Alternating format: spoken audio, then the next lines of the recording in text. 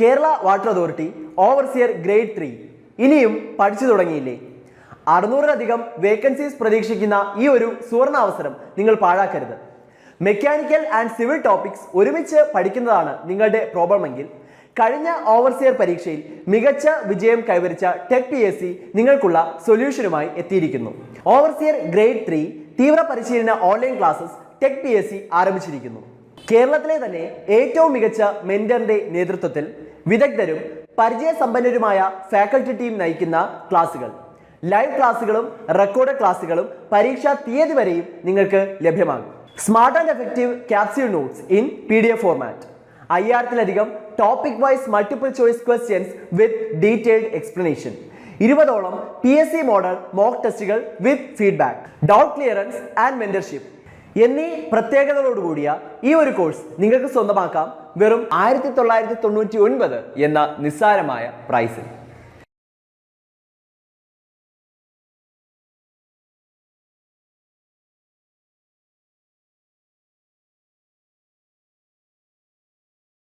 Hello friends, ഈ വീഡിയോയിൽ നമ്മൾ എഞ്ചിനീയറിംഗ് ഡ്രോയിങ്ങിലെ ടൈപ്സ് ഓഫ് ലൈൻസ്, അതേപോലെ ടൈപ്സ് ഓഫ് ലെറ്ററിംഗ്, പിന്നെ സ്കെയിൽസ് ആൻഡ് റെപ്രസെൻറ്റേറ്റീവ് ഫ്രാക്ഷൻ എന്നീ ടോപ്പിക്സാണ് നമ്മൾ ഈ ഒരു വീഡിയോയിൽ കവർ ചെയ്യുന്നത്. അപ്പോൾ ആദ്യം ടൈപ്സ് ഓഫ് ലൈൻസ് എന്ന ടോപ്പിക് വെച്ച് നമുക്ക് തുടങ്ങാം. അപ്പോൾ നമുക്ക് എഞ്ചിനീയറിംഗ് ഡ്രോയിങ്ങിൽ യൂസ് ചെയ്യുന്ന പല ടൈപ്പ് ലൈൻസ് ഉണ്ട്. അപ്പോൾ ഇതിൻ്റെയൊക്കെ ആപ്ലിക്കേഷൻ എവിടെയാണ് വരുന്നത്, എവിടെയൊക്കെയാണ് ഈ different types of lines use ചെയ്യുന്നത് എന്നാണ് ക്വസ്റ്റ്യൻ വരുന്നത്. അപ്പോൾ ആദ്യത്തെ നമുക്ക് നോക്കാം, കണ്ടിന്യൂസ് തിക്ക് ലൈൻ. ഇപ്പം വളരെ ഡാർക്കായിട്ട് തിക്കായിട്ട് നമ്മൾ വരയ്ക്കുന്ന കണ്ടിന്യൂസ് ലൈൻസ് നമ്മൾ യൂഷ്വലി യൂസ് ചെയ്യുന്നത് വിസിബിൾ ഔട്ട്ലൈൻസും വിസിബിൾ എഡ്ജസും റെപ്രസെൻറ്റ് ചെയ്യാൻ വേണ്ടിയിട്ടാണ്. അതായത് ഒരു വാളിൻ്റെ എഡ്ജ് റെപ്രസെൻറ്റ് ചെയ്യണമെങ്കിൽ, അല്ലെങ്കിൽ ഇപ്പോൾ ഒരു സിലിണ്ടറിക്കൽ ഒബ്ജക്റ്റ് ആണ് വരയ്ക്കുന്നതെങ്കിൽ അതിൻ്റെ വിസിബിൾ ആയിട്ടുള്ള എഡ്ജസ് റെപ്രസെൻറ്റ് ചെയ്യുമ്പോൾ നമ്മൾ കണ്ടിന്യൂസ് തിക്ക് ലൈൻസ് ആണ് യൂസ് ചെയ്തത്. ഇനി കണ്ടിന്യൂസ് തിൻ ലൈൻസ് ആണെങ്കിലും നമ്മൾ ഡൈമെൻഷൻ ലൈൻസ് വരയ്ക്കാൻ വേണ്ടിയിട്ട്, അതേപോലെ പ്രൊജക്ഷൻ ലൈൻസ്, എക്സ്റ്റൻഷൻ ലൈൻസ് ഒക്കെ വരയ്ക്കാൻ കണ്ടിന്യൂസ് തിൻ ലൈൻസ് ആണ് യൂസ് ചെയ്യുന്നത്. ലീഡർ ലൈൻസ്, ഹാച്ചിങ്ങിനായിട്ട് നമ്മൾ യൂസ് ചെയ്യുന്നത് കണ്ടിന്യൂസ് തിൻ ലൈൻസ് ആണ്. പിന്നെ ഔട്ട്ലൈൻസ് ഓഫ് റിവോൾവ്ഡ് സെക്ഷൻസ്, അതേപോലെ ഷോർട്ട് സെൻറ്റർ ലൈൻസ്, ഇതിനെല്ലാം നമ്മൾ കണ്ടിന്യൂസ് തിൻ ലൈൻസ് യൂസ് ചെയ്യാറുണ്ട്. പിന്നെ വരുന്ന ഒരു ടൈപ്പ് ഓഫ് ലൈനാണ് കണ്ടിന്യൂസ് തിൻ ഫ്രീ ഹാൻഡ്. അതായത് നമ്മൾ കേർവി ആയിട്ട് ഇങ്ങനെ വരയ്ക്കുന്ന ഫ്രീ ഹാൻഡ് ലൈൻസ് നമ്മൾ യൂസ് ചെയ്യുന്നത് limits of partial or interrupted views and to show irregular boundaries. നമ്മൾ ചില പ്ലോട്ട് ബൗണ്ടറീസ്, ഇറഗുലർ ആയിട്ടുള്ള ബൗണ്ടറീസ് റെപ്രസെൻറ്റ് ചെയ്യാനൊക്കെ ആയിട്ട് ഇതേപോലത്തെ ഷോർട്ട് കേർവ്ഡ് ആയിട്ടുള്ള കണ്ടിന്യൂസ് ലൈൻസ് യൂസ് ചെയ്യാറുണ്ട്. അപ്പോൾ ഓർത്തോളൂ, കണ്ടിന്യൂസ് തിൻ ലൈൻസ് എവിടെയാണ് യൂസ് ചെയ്യുന്നത് എന്ന് ചോദിക്കുവാണെങ്കിൽ usually to represent irregular boundaries. ഇനി കണ്ടിന്യൂസ് സിഗ്സാഗ് ലൈൻ ആണെങ്കിൽ, സിഗ്സാഗ് ലൈൻസ് നമ്മൾ എപ്പോഴും യൂസ് ചെയ്യുന്നത് ലോങ് ബ്രേക്സ് ഒക്കെ നമ്മുടെ ഫിഗറിനുള്ളിൽ, ഡ്രോയിങ്ങിനുള്ളിൽ വരുമ്പോൾ അതിനെ റെപ്രസെൻറ്റ് ചെയ്യാൻ വേണ്ടിയിട്ടാണ് നമ്മൾ continuous thin zigzag lines use ചെയ്യുന്നത്. ഇപ്പോൾ എക്സാമ്പിൾ പറയുവാണെങ്കിൽ നമുക്ക് റോഡിൻ്റെ ഒരു ലേഔട്ട്, ഒരു ഡ്രോയിങ് ആണ് വരയ്ക്കുന്നതെങ്കിൽ നമുക്ക് ഫുൾ റോഡിൻ്റെ ലെങ്ത് റെപ്രസെൻറ്റ് ചെയ്യാൻ പറ്റിയെന്ന് വരില്ല. അപ്പോൾ നമ്മൾ ഇതേപോലത്തെ സിഗ്സാഗ് ലൈൻസ് കാണിച്ച് ബ്രേക്കൊക്കെ കാണിക്കാറുണ്ട്. അടുത്തത് ഡാഷ്ഡ് തിക്ക് ലൈൻസ് ആണ്. ഡാഷ് തിക്ക് ലൈൻസ് നമ്മൾ യൂസ് ചെയ്തത് ഹിഡൻ ഔട്ട് ലൈൻസ് വരയ്ക്കാൻ വേണ്ടിയിട്ടാണ്. അതായത് ഇപ്പോൾ ഒരു വാളിൻ്റെ എഡ്ജ് നമുക്ക് പുറമേ ഡ്രോയിങ്ങിൽ നിന്ന് നോക്കുമ്പോൾ കാണത്തില്ല. അപ്പോൾ ഹിഡൻ ആയിട്ട് വരുന്ന ഒരു വാളിൻ്റെ എഡ്ജ് ആണ് എങ്കിൽ അതിനെയൊക്കെ നമ്മൾ ഇതേപോലത്തെ ഡാഷ്ഡ് തിക്ക് ലൈൻസ് ആയിട്ടാണ് വരയ്ക്കുന്നത്. അപ്പോൾ hidden out lines, hidden edges ഒക്കെ വരയ്ക്കുന്നത് ഡാഷ്ഡ് തിക്ക് ലൈൻസ് യൂസ് ചെയ്തിട്ടാണ്. അപ്പോൾ ഡാഷ്ഡ് തിൻ ലൈൻസും ഇതേപോലെ ഹിഡൻ ഔട്ട് ലൈൻസും ഹിഡൻ എഡ്ജസും വരയ്ക്കാനായിട്ട് യൂസ് ചെയ്യാറുണ്ട്. പിന്നെ വരുന്നത് ചെയിൻ തിൻ ലൈൻസ് ആണ്. അതായത് ഒരു ലോങ് ലൈന് പിന്നെ ഒരു ഷോർട്ട് ലൈൻ, അങ്ങനെ ചെയിൻ തിൻ ലൈൻസ് നമ്മൾ വരയ്ക്കുന്നത് സെൻറ്റർ ലൈൻസും ലൈൻസ് ഓഫ് സിമെട്രിയും റെപ്രസെൻറ്റ് ചെയ്യാൻ വേണ്ടിയിട്ടാണ്. ഇപ്പോൾ എക്സാമ്പിൾ പറയുകയാണെങ്കിൽ ഒരു സിലിണ്ടറിൻ്റെ സെൻറ്റർ ലൈൻ അല്ലെങ്കിൽ ലൈൻ ഓഫ് സിമെട്രി നമുക്ക് കാണിക്കണമെങ്കിൽ നമ്മൾ ഇതേപോലത്തെ ചെയിൻ തിൻ ലൈൻസ് ആണ് യൂസ് ചെയ്യുന്നത്. ഇനി chain thin lines which is thick at the ends, അതായത് നടുക്ക് തിൻ ലൈൻ ആയിരിക്കും, പക്ഷേ എഡ്ജസിലേക്ക് വരുമ്പോൾ അത് തിക്കാവും, അല്ലെങ്കിൽ അവിടെ ഡയറക്ഷൻ ചേഞ്ച് ചെയ്യാനായിട്ട് ആരോ മാർക്സ് ഒക്കെ ഉണ്ടെങ്കിൽ സെക്ഷൻ പ്ലെയിൻസിനെ റെപ്രസെൻറ്റ് ചെയ്യാൻ വേണ്ടിയിട്ടാണ് നമ്മൾ ഇങ്ങനത്തെ ലൈൻസ് യൂസ് ചെയ്യുന്നത്. സെക്ഷൻ പ്ലെയിൻ അല്ലെങ്കിൽ കട്ടിംഗ് പ്ലെയിൻസ്. ഇപ്പോൾ പലപ്പോഴും നമ്മൾ എഞ്ചിനീയറിംഗ് ഡ്രോയിങ്ങിൽ സെക്ഷൻസ് വരയ്ക്കാറുണ്ട്. അപ്പം സെക്ഷൻസ് വരയ്ക്കാൻ നേരം അത് റെപ്രസെൻറ്റ് ചെയ്യാനായിട്ട് ഇതേപോലത്തെ chain thin lines with thick at ends, അങ്ങനത്തെ ലൈൻസാണ് നമ്മൾ യൂസ് ചെയ്യുന്നത്. ഇനിയും ചെയിൻ തിക്ക് ലൈൻസ് യൂസ് ചെയ്യുന്നത് indication of lines or surfaces to which a special requirement applies. അപ്പോൾ സ്പെഷ്യലായിട്ട് എന്തെങ്കിലും നമുക്ക് ഇൻഡിക്കേറ്റ് ചെയ്യേണ്ട ലൈൻസിനെയാണ് നമ്മൾ ഇതേപോലത്തെ ചെയിൻ തിക്ക് ലൈൻസ് യൂസ് ചെയ്ത് റെപ്രസെൻറ്റ് ചെയ്യുന്നത്. ഇനി chain thin double dashed lines എപ്പോഴാണ് യൂസ് ചെയ്യുന്നത്? ഡബിൾ ഡാഷ് ലൈൻ ഉദ്ദേശിക്കുന്നത് ഒരു ലോങ് ലൈൻ പിന്നെ രണ്ട് ഷോർട്ട് ലൈൻസ് വരും, പിന്നാണ് വീണ്ടും ഒരു ലോങ് ലൈൻ വരുന്നത്. അപ്പോൾ ഇങ്ങനത്തെ ആയിട്ടുള്ള ഡബിൾ ഡാഷ് ലൈൻസ് നമ്മൾ യൂസ് ചെയ്യുന്നത് രണ്ട് അഡ്ജസൻറ്റ് മെറ്റീരിയൽസിൻ്റെ എൻഡ്സ് കാണിക്കാനൊക്കെ, അതായത് ഔട്ട്ലൈൻസ് ഓഫ് അഡ്ജസൻറ്റ് പാർട്സ് അല്ലെങ്കിൽ alternative and extreme position of movable parts. അതായത് ഇപ്പോൾ ഒരു പെൻഡുലത്തിൻ്റെ ഒക്കെ ഡ്രോയിങ് വരയ്ക്കുകയാണെങ്കിൽ അതിൻ്റെ എക്സ്ട്രീം പൊസിഷൻസ് ഉണ്ടല്ലോ, മൂവ് ചെയ്യാൻ പറ്റുന്ന എക്സ്ട്രീം ആ എൻ പോയിൻറ്റ്സിൻ്റെ ലൈൻസ് ഒക്കെ വരയ്ക്കാൻ, അല്ലെങ്കിൽ ഇപ്പോൾ രണ്ട് മെറ്റീരിയൽസിൻ്റെ ജംഗ്ഷൻ വരുന്ന പോയിൻറ്റിനെ റെപ്രസെൻറ്റ് ചെയ്യാനൊക്കെ ആയിട്ട് നമ്മൾ ഇതേപോലത്തെ chain thin double dash lines നമ്മൾ യൂസ് ചെയ്യാറുണ്ട്. പിന്നെ സെൻട്രോയിഡൽ ലൈൻസ് റെപ്രസെൻറ്റ് ചെയ്യാൻ നമ്മൾ ഈ ലൈന് യൂസ് ചെയ്യാറുണ്ട്.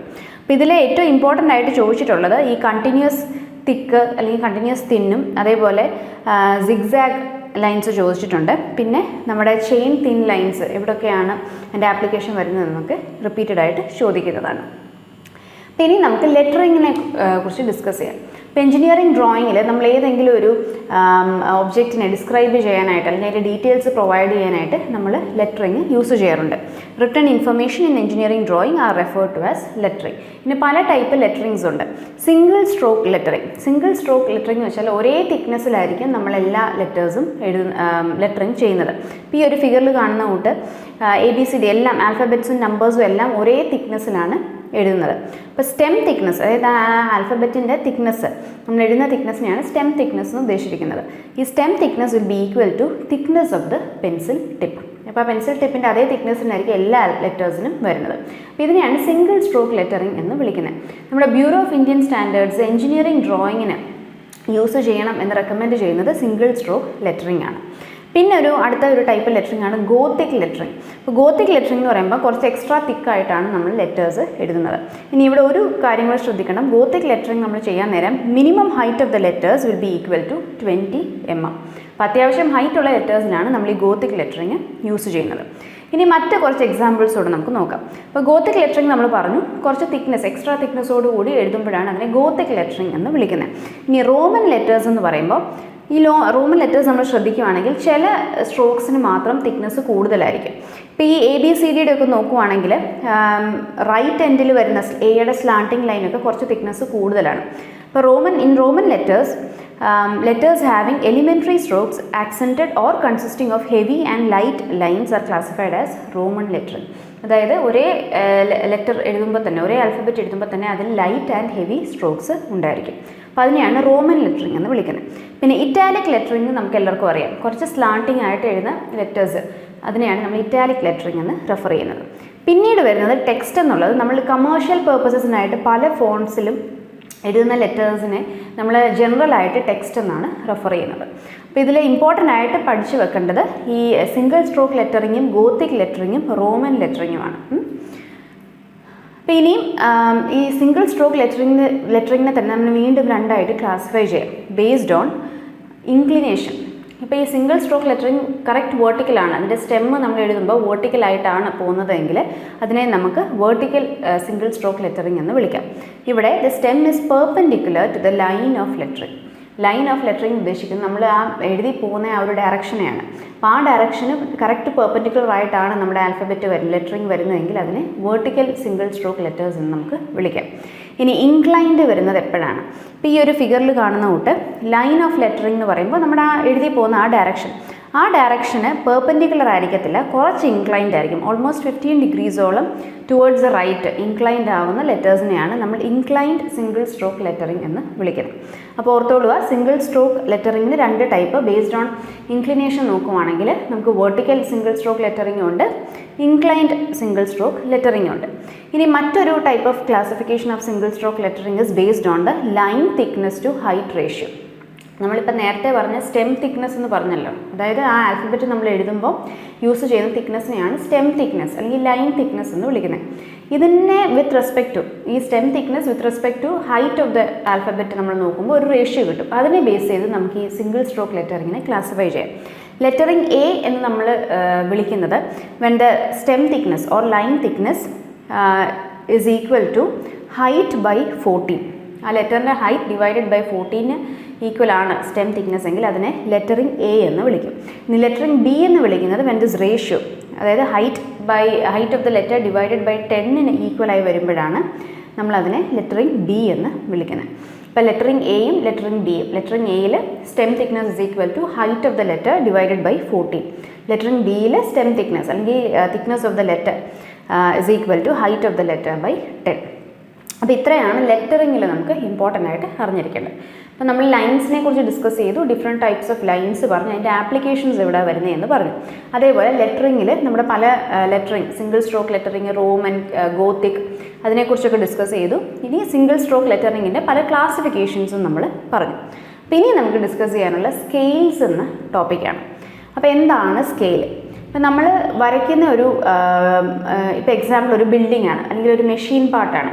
അതിൻ്റെ ഒറിജിനൽ ഡൈമെൻഷനിലായിരിക്കത്തില്ല നമ്മളത് നമ്മുടെ ഡ്രോയിങ് ഷീറ്റിൽ വരയ്ക്കുന്നത്. പലപ്പോഴും ഒരുപാട് വലിയൊരു മെഷീൻ പാർട്ടാണെങ്കിൽ അത്രയും സെയിം സൈസിൽ നമുക്ക് ഡ്രോയിങ് ഷീറ്റിൽ വരയ്ക്കാൻ പറ്റില്ല. അപ്പം നമ്മൾ അതിൻ്റെ സ്കെയിൽ, അതിൻ്റെ ഡൈമെൻഷൻസ് പ്രപ്പോർഷനായിട്ട് കുറയ്ക്കുകയോ കൂട്ടുകയോ ചെയ്യും. ഇപ്പോൾ തീരെ ചെറിയ ഒബ്ജക്റ്റ് ആണ് നമ്മൾ വരയ്ക്കുന്നതെങ്കിൽ അതിനെ കുറച്ച് വലുതാക്കിയായിരിക്കും ഡ്രോയിങ് ഷീറ്റിൽ വരയ്ക്കുന്നത്. അപ്പം ഇങ്ങനെ ഇതിൻ്റെ സൈസ് കൺവേർട്ട് ചെയ്യുന്നതിനെയാണ് നമ്മൾ സ്കെയിൽ എന്ന് അല്ലെങ്കിൽ സ്കെയിൽ ഫാക്ടർ എന്ന് ഉദ്ദേശിക്കുന്നത്. Scale is defined as a ratio of the linear dimension of the object as represented in a drawing to the actual dimension of the object. അപ്പോൾ ഡ്രോയിങ്ങിലുള്ള സൈസും ആക്ച്വൽ സൈസും തമ്മിലുള്ള റേഷ്യോനെയാണ് നമ്മൾ സ്കെയിൽ എന്ന് വിളിക്കുന്നത്. അപ്പോൾ 3 ടൈപ്പ് സ്കെയിൽസ് ആണ് നമുക്കുള്ളത്. Full size scale, enlarged scale and reduced scales. പിന്നെ ഇതെന്താണെന്നുള്ളത് നമുക്ക് നോക്കാം.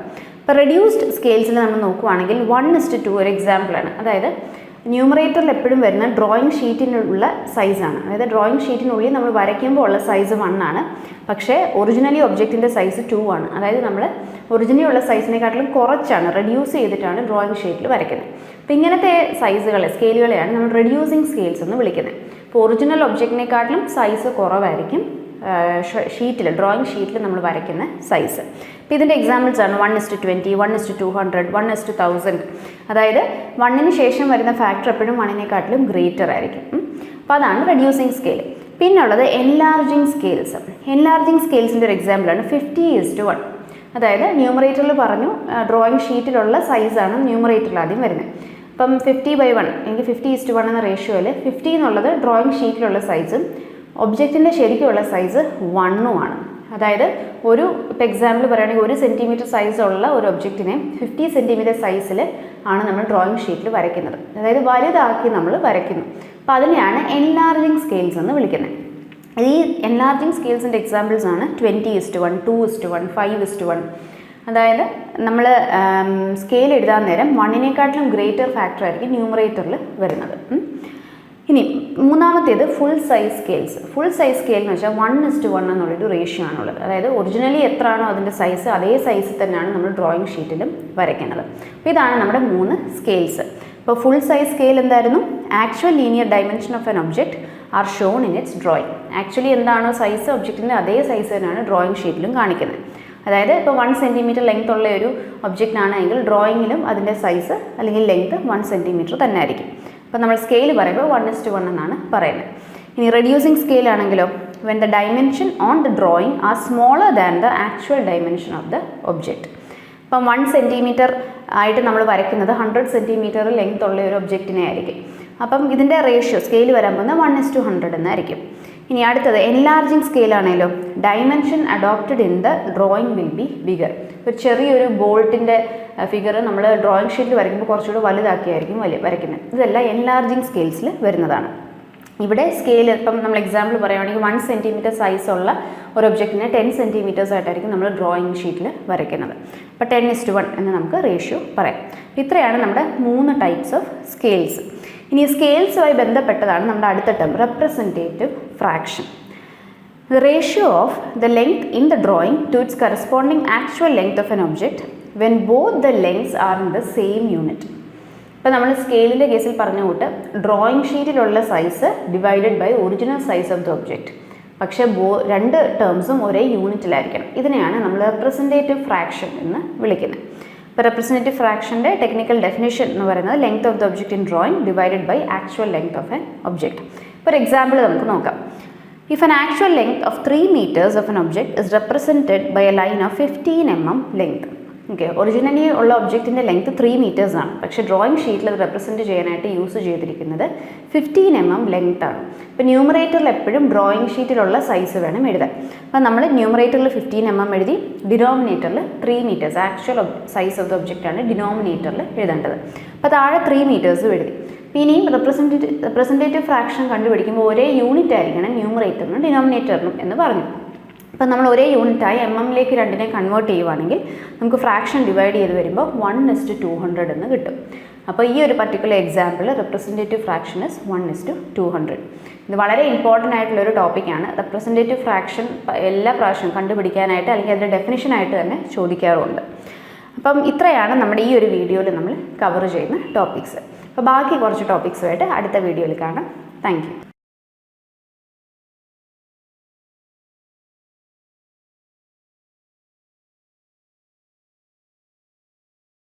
Kerala water authority overseer grade 3 ഇനിയും പഠിച്ചു തുടങ്ങിയില്ലേ?